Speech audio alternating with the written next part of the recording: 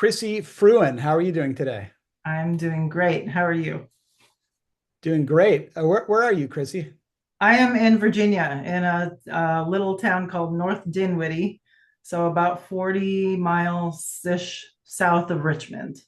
Well, let's talk about how we know each other. You and I both graduated 1988 from Punahou School in Honolulu, Hawaii. Yes. On top of that, we spent a lot of time together in German class. Yes. I'm really picking off my German class friends in this. I noticed. So, Chrissy Fruen, who are the Fruens? Where do they come from, and how do they end up in Hawaii? So they were actually Fruen Zimmerman, so Jewish family from Boston, actually, or the Boston area, Massachusetts area. And there's actually still a Fruen Street, Fruen Way in Boston. Um, Not really clear. I think they were whalers and they ended up in Samoa. They married Samoan um, gals. So by the time it got to my dad, I'm Samoan, mostly Samoan. And tell me about your mother's side of the family. So my mom was from Wheaton, Illinois. Her mom is was Polish, and her dad was French Canadian. What was your mother's last name? Her last name was Richards. So my grandfather, well, it was supposed to be Richard, but ended up being Richards, and my grandmother's maiden name was Corcus. Tell me more about your father growing up in Samoa. What was his life like? Describe the physical setting. Yeah, so he grew up in a village in Apia called Faleula, and his both of his parents passed away when he was very young, and I believe his mom passed away like right after he was born. So he was raised by his grandmother. He decided he wanted to be a doctor because his there was no medical care there or no adequate medical care there. So he ended up in Hawaii with relatives there. Didn't have more than a seventh, eighth grade education. Ended up in Laie and worked different, odd jobs, and somehow talked the president of what is now BYU into admitting him into college, even though he didn't graduate from high school. So they did on a trial basis, and he worked his way through college there and ended up graduating. So, yeah, very proud of that. That's amazing. Was your father Mormon? Yes. Mm-hmm. Yeah. You're, you're, My you're, you're, mom, you're, mom is you're talking, Catholic, dad is Mormon. you're talking to the right guy. I've got His lifelong goal was to take care of, you know, Samoan people, Polynesian people. So, after he became a doctor, he opened a clinic in Laie to serve the, Polynesian people, and then later opened another clinic in Kalihi and took care of people. He would invent new words because there were not words for there were not words for medical terms. So he would put out this newsletter made on Microsoft Publisher, and he would had a column in there that was all of these new words he invented so that he could educate people, because it was kind of taboo to talk about your body, but people needed to know how to take care of themselves. And that was one way he did that. He also had a long-standing radio show on KNDI, and he would go there and he would talk about medical topics, and he loved music. So in between, he'd play music, he'd take calls and answer questions. And amazing. What was your father's name? his name is William Fruen, and he just passed away. He just passed away. I went back to Hawaii for the first time in 19 years to lay him to rest in Punch Bowl with my mom and my grandmother. Did he describe his growing up years as being poor? How did he describe it? Yes, yes, they were very poor. Yes, Yeah. So that's why he didn't finish school, because he had to work to help his grandmother, um, help his grandmother support the family. Yeah. Where do you think his ambition and entrepreneurial spirit came from? Well, like I said, that moment that his grandmother passed, and he always told me he was holding her when she passed away, and there was nothing he could do. He felt helpless, and that was what drove him, to become a doctor and take care of his people. Would you say that in the Hawaiian Samoan community that he was well known? Was he Yes, would he go places and people would recognize him? yes, yes. And he did not know a stranger. And if people didn't know him, they knew him after the time they spent together with him. Yes, he was a people magnet, very different from me. I did not inherit that social gene. Well, you, like many members of our class, you are an amicable person with a sense of humor. So I don't know how reclusive you think you are, but I always remember you as being, outgoing and friendly. Well, yeah, a little. I think I made myself that way because I wasn't.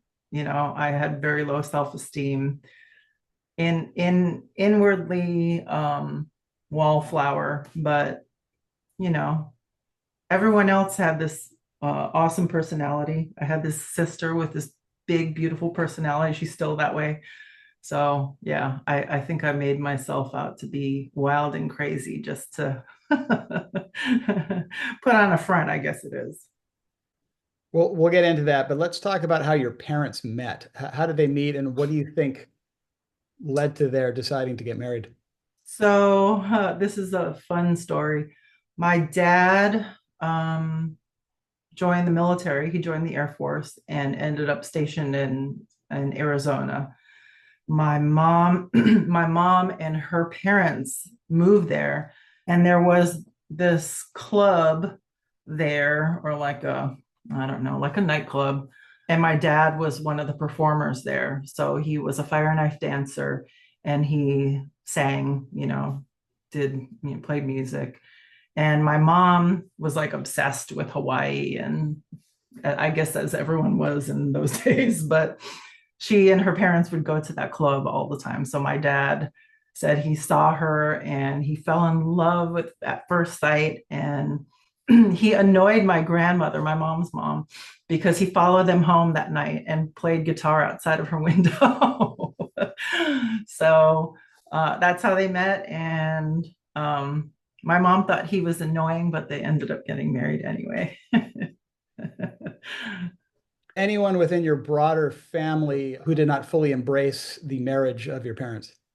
Yes, my dad's relatives did not. The ones that, he ended up moving with in Hawaii.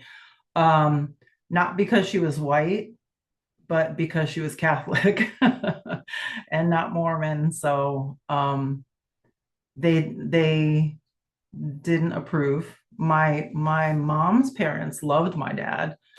They got married, and it wasn't until after all of um, my siblings and I, until we were born and we came back to Hawaii, that they were okay with it. After they met, the children, then they were okay with it, and then embraced my mom and her family.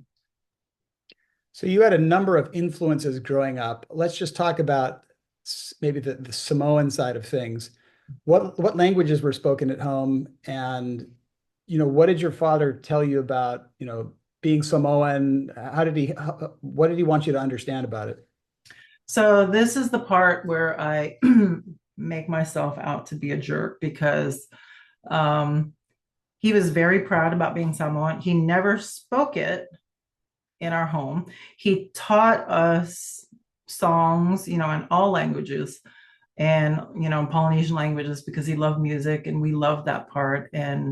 But he never taught us to speak it. Um, At times I was embarrassed to be Samoan, which is embarrassing for me to say now and to admit it. Um, and I regret it now. And my sister and I both regret not having learned the language. You were in Hawaii, where there is a large, obviously, Polynesian population, including Samoans. Why do you think that you've had mixed feelings about being Samoan? I think it was when I was in elementary school, some people made fun of me because of it. And I guess um, I just think maybe the stereotype, and people would joke about it and that you're big and kind of uncouth. I don't know. I mean, I feel like that really dug into me, so um and it wasn't until I came to Punahou and then Matt was there and Satini, and I was like, wow, there's other people like me here. So yeah, because there weren't any. When I went to elementary school in Mililani, and there were no other Samoan kids that I knew of except for my siblings and I. So I mean, it felt like a, like an oddball. Let's talk about religion. Were you religious growing up? Was there an agreement in your home about what mixture of Mormonism versus Catholicism was going to be promoted? I don't know how my parents agreed on it, but we were raised in the Catholic Church. And I'm not I'm not religious anymore because of, things that happened throughout my life. But so we went to church in Mililani, the St. John's Catholic Church there. Mormonism and Catholicism are both high commitment religions. Do you remember feeling any strictures? Were there rules that you were expected to follow, or was it a little bit loosey goosey, like you guys would go to Catholic church sometimes, and you know? We would go every Sunday.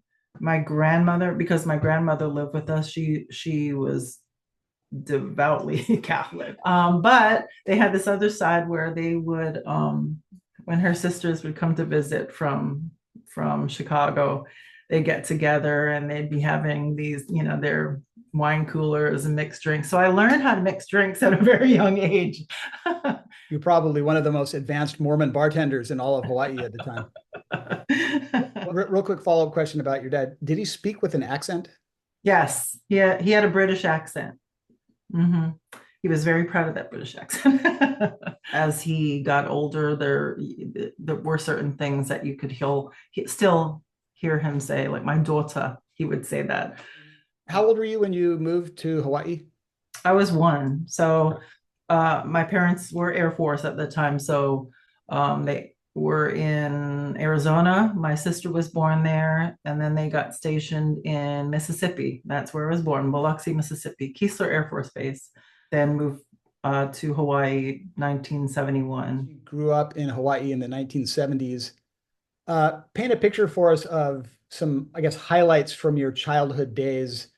Well, my mom enrolled us with Iolani School of Dance when I was 5. So I grew up Polynesian dancing. And my sister loved it. She was a natural. I guess I was okay at it, but like I told you, I'm a wallflower, and I didn't like being put in front of people. And um, Iolani would yell at me all the time because I wouldn't smile. I didn't like to smile because I just felt so self-conscious. But looking back on it now, I'm grateful for that. We got to do things like we danced at the Hula Bowl halftime show. Um, we danced on a cruise ship. We got to meet, all kinds of people, dance at all these weddings and things like that. And got to eat good food, good luau food all the time. But yeah, so that was a fun thing growing up. It wasn't fun at the time, but now that I'm looking back on it, there were just so many great experiences. We were in 2 commercials from being with Iolani. So Advertising what? 2 airline commercials. So you were in the commercial to give the viewers a sense of like this is Hawaii. This Exotic, beautiful right. paradise. Yes. This But is I what was a you should kid. I expect was if a you come kid. to I don't Hawaii. know. Was it hula or was it a more expansive set of styles? It was a more expansive set of, so we did hula, Tahitian, Maori, even some Filipino dancing, tinikling. I learned how to do that. I kept getting my, if you're not familiar with it, it's, the bamboo and you kind of jump through it. I kept getting my ankle slammed in those bamboo poles, but I eventually learned how to do it. I did not have good coordination, but I eventually learned how to do it. Well, let's fast forward to seventh grade. Seventh and eighth grade, I think universally around the world, most people will say that those are awkward years. Oh yeah. What was it like for you? What do you remember? You were new to Punahou. You were, in seventh grade, which is already a little bit of a minefield. So what are your memories of sort of mixing in with your fellow classmates and with just the Punahou ecosystem generally? I felt like an outcast because Mililani at that time was like in the middle of the pineapple fields with, and it felt like moving from the country. It was like I was this little fish in a big pond. And everyone, their lifestyles were different. Even though my dad was a doctor, we did not live this big fancy life. We were just like this middle class family. And How did you perceive that other families had more money than your family? What were the signals and the clues to you? um, well, everyone had brand name clothes and I didn't. And my grandmother, when I would ask about it, my grandmother was like, absolutely not. When we would go visit relatives on the mainland, we would buy clothes at Kmart. What's a brand from the 80s you remember coveting? Oh, everyone wore Esprit. All the girls wore Esprit. Benetton. I remember once telling Mr. Knowlton that I had horses because I knew people in our class that had horses, and I wanted to be one of those people that had. So I had an aunt that had horses, and we went to visit her in Arizona one summer. And I brought these pictures back, and I told him I had these horses. And years later, he asked me how my horses were, and I was like, "What are you talking about?" And I'm like, "Oh my gosh!" So yeah, lots of cringeworthy things, and I guess I could chalk it up to being a kid. Did you continue to dance at Punahou? You were in I did. the mid age, So right? yes, yes. So my first year there, I tried out for the Mayday program and actually was chosen as one of the court. But I remember it being a big controversy because, and I don't know if anyone else remembers this, but I think you had to be Hawaiian to try out. Do you remember this? I mean, Yeah, I remember back in okay. those days, in order to be in the court of Mayday, you had to be Hawaiian or part Hawaiian. Yes. So I wasn't, but I tried out and I don't know if I didn't know about it till afterward or what, but it was a big controversy and people were upset because I got chosen and I'm not Hawaiian. And being new, being the new kid at the school, it was like it was devastating for me. And I felt like, man, these people can't stand me. And so I felt even more like closing up into this shell. But I remember Kumu, Mr. Eldridge, brought me into his room one day and he's like, so I've heard there's a lot going on about, you being chosen for court and that you have to be Hawaiian and you're not. And I'm like, okay, he's going to tell me I can't be on it. And he said, well, where did Hawaiians come from? He's like, they're Polynesian and you're Polynesian. So he's like, you're going to stay on the court. So that, I mean, since that day, that was like, he stuck up for me. So that's something that I remember, and kind of hold dear, feeling like this big jerk and then someone comes and defends you and yeah, that was special to me. So how do you think you fit in general across 4 years of high school? I felt like I was down the bottom of the totem pole, but I had that group at the mod bench. um, so Talk about that because I was going to say I remember that you did have a personal style that was, not plain Jane. It was there's sort of a tie-in to kind of music, maybe like new wave. I don't want to explain it yeah, for you, but just talk about how you saw yourself, what you think you and your friends had in common, and for those who don't know, what was the mod bench? the mod bench was a bench under a tree right in front of the library. I heard it's not there anymore, but it was a lot of people with, I don't know, I guess like we had an alternative style and like alternative music, I guess, new wave, punk, Eric,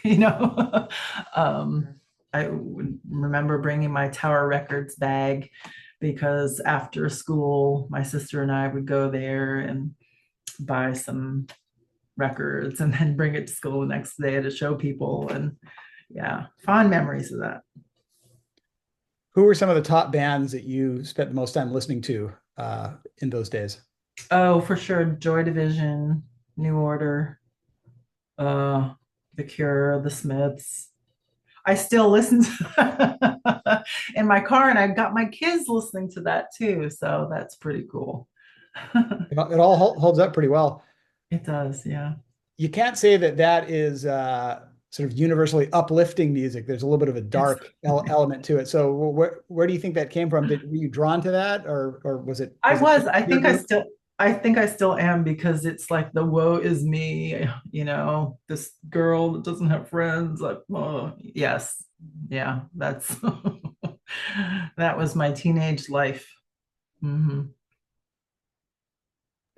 I think kids these days don't realize that, way before the era of the internet, like music was very important because that was sort of like this cultural product that you'd get, and you didn't have much more information about it. You just knew Yeah. that the songs were important. To talk a little bit about sort of the central role of music in, I guess, the mod bench friendships, or just sort of that as being a commonality among your friends. Well, I mean, music in those days, music for me was like it was everything. I mean, from the when I woke up, I had my little tape player in my room and making these mixtapes. So I was lucky that my dad was really into music. So he had this great stereo system, and I would, make my mixtapes on there and um, listen to it in the car because we were driving from Mililani to Punahou, which was, in traffic, it was long. So listening to my music in the car all the way there, and it was just a big, big part of life. I mean, it still is now for me. My group of friends, we all liked the same thing, and like I said, we would trade records and make mixtapes for each other and stuff like that. What did your dad think of Joy Division? So it's funny. I don't know if he liked Joy Division, but and I don't even remember what song it was, but he was funny. He was just a very happy person and very funny. And, like I said, he was a people magnet, but I have a memory of him driving me to school in his Mazda RX-7. And I would put my music on. I'd just take over, his little sound system in the car, and I'd put my tape in, and we'd be driving in traffic. And I don't remember what song it was, but he'd be drumming on the steering wheel because he turned it up real loud, and he'd be looking at the people next to me, and I'm like, oh my God, Dad, it's so embarrassing. But Can you describe sort of what you'd wear on a given day? Like what were some important elements of your style? so just things that I would see in magazines, what the musicians were wearing. And I wasn't allowed to cut my hair, which was difficult when these hairstyles were these short and like edgy things. And it was hard for me because I wasn't allowed to cut my hair because of dance, because of hula. Um, until my senior year. I finally chopped it all off, but yeah, just a lot of black. I was, I shouldn't say was, overweight. So the things that look cute on people in the magazines didn't look cute on me, but lots of black things. There was a time when Megan Moore and I were into these bolo ties because it was like, I don't remember which bands, the church wore them a lot too. Academically, what were some topics that you think you went the furthest with? What were some topics or teachers or classes that you feel like you really connected with? So I was not a good student at all, at all. I believe I have and had ADD because, it was tough for me to sit and listen and focus. And I'm still that way now, but I've found ways to cope with it. But back then it was hard. And I was not good in anything but German. I was an excellent German student and I loved it. And I just loved the German culture, and which is why I ended up going on the exchange twice. But I just couldn't perform the way everyone else in our school or how I perceived them to be. And so that was another thing that I felt made me different from everybody. I mean, back in those days, I mean, today, if you've got just a little bit of ADHD, ADD, you figure it out pretty quick. There's medicine. You get certain accommodations at school. Back in those days, it was just like pay attention. Like what are you doing? Yes. There wasn't a sense of like maybe these people have slightly different brains. Yes. And I felt like at a private school, like that wasn't like nobody was like that.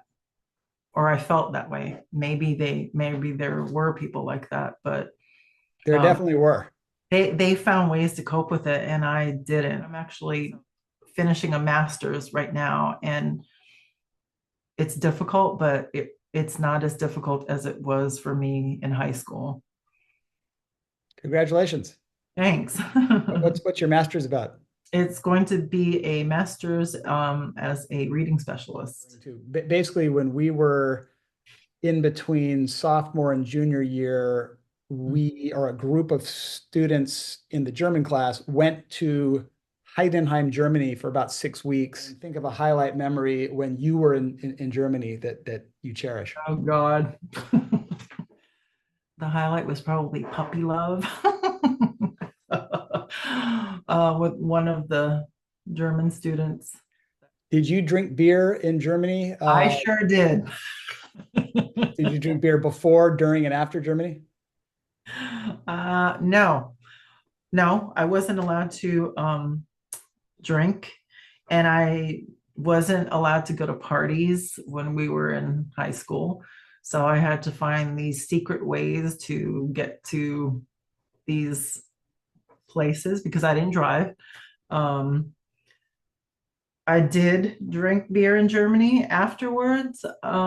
Yes, because then I got my driver's license and was able to get around to these parties. So yes. Let's just talk about, graduation, which I believe was May 1988. What was your state of mind? Why did you choose Germany as a place to go after high school graduation? What did your parents and friends think about that? Because that's a little bit of a unusual choice to do that. Yes. It was, I just wanted to, I loved being there, that when we were there. And I don't know, I just loved the country. I think I just wanted to get away from home. So I don't think I really even had a plan. I just wanted to be in Germany. When you used to live in Hawaii and you're on the mainland or anywhere else in the world, and you tell someone that you grew up in Hawaii, they always ask, well, what was that like? So when you get that question, what do you say? I tell them it was amazing and I wish I could go back. I feel like everyone should have that experience. It's special. I like the place I'm in right now, and I'm happy to reconnect with everybody, and I thank you for doing this so that I can get to know people and they can get to know the real me.